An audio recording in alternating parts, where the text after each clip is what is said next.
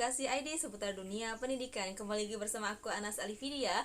Kali ini aku bakal bikin video mengenai dasar-dasar akuntansi untuk KAS. Nah, sebelum masuk ke videonya, jangan lupa untuk like, subscribe, dan nyalakan lonceng notifikasinya agar kalian tidak ketinggalan updatean terbaru dari channel Edukasi ID. Tanpa berbasa-basi lagi, langsung saja kita masuk ke video pembahasannya. Let's go! Pengertian kas. Kas adalah uang tunai yang paling likuid sehingga pos ini biasanya ditempatkan pada urutan teratas dari aset yang termasuk dalam kas, yaitu seluruh alat pembayaran yang dapat digunakan dengan segera seperti misalnya uang kertas, uang logam, serta saldo rekening giro di bank.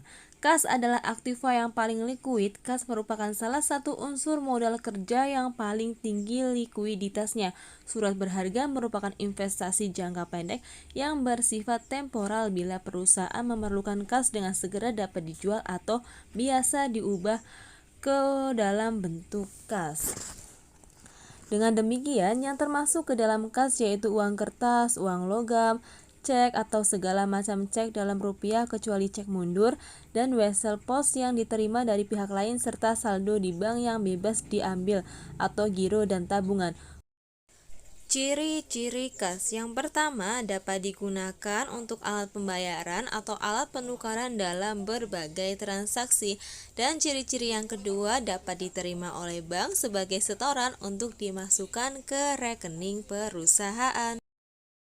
Sifat-sifat kas. Yang pertama, kas terlalu terlibat dalam hampir semua transaksi yang ada di perusahaan. Yang kedua, kas merupakan harta yang siap dan mudah untuk digunakan dalam transaksi serta ditukarkan dengan harta lain, mudah dipindahkan dan beragam tanpa tanda pemilik.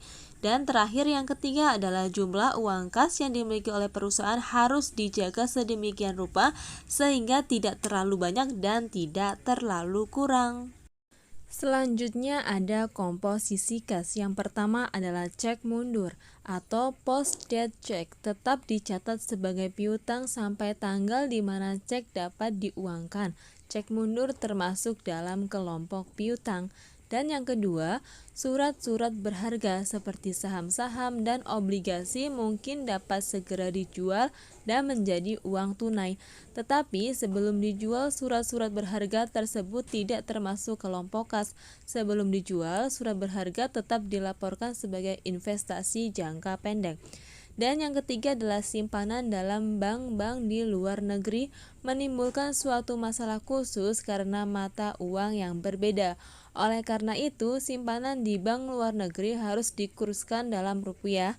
Seringkali simpanan-simpanan di bank luar negeri tidak dapat diambil sewaktu-waktu. Oleh karena itu, dalam neraca simpanan tadi akan dilaporkan terpisah. Dan yang terakhir yang keempat adalah uang kas yang dibatasi penggunaannya. Biasanya dalam bentuk dana tidak dimasukkan dalam kas tetapi dilaporkan terpisah sebagai dana.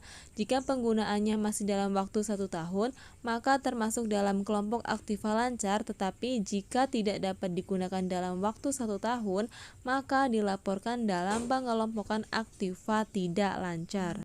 Selanjutnya ada pengertian selisih kas. Selisih kas merupakan selisih antara kas menurut catatan dengan kas yang ada menurut perhitungan secara fisik. Selisih kas ataupun kas kecil merupakan perbedaan yang terjadi antara jumlah kas menurut perhitungan fisik dengan catatan kas yang ada pada rekening bank maupun catatan buku besar kas pada perusahaan. Macam-macam selisih kas. Yang pertama ada selisih kas lebih atau kas overage. Selisih kas lebih berarti apabila kas menurut perhitungan fisik lebih besar daripada kas menurut catatan. Dan yang kedua adalah selisih kas kurang atau kas shortage. Selisih kas kurang berarti apabila kas menurut perhitungan fisik lebih kecil daripada kas menurut pencatatan. Di sini juga ada penyebab dari terjadinya selisih kas. Yang pertama, adanya uang palsu. Adanya uang palsu ini sangat berpengaruh terjadinya selisih kas ya, karena uang palsu tentunya tidak akan masuk ke dalam pencatatan atau ke dalam uang kas perusahaan. Dan yang kedua adalah sebab yang sama sekali tidak dapat diketahui. Yang ketiga adalah adanya penerimaan atau pembayaran yang ada nilai recehnya. Yang keempat adalah kehilangan akibat kekeliruan saat transaksi penjualan. Contohnya, pada saat memberikan uang kembali, selisih kas biasanya diketahui sebelum uang disetorkan ke bank. Dan yang terakhir, yang kelima adalah kesalahan mencatat baik pada saat penerimaan maupun pada saat pengeluaran kas.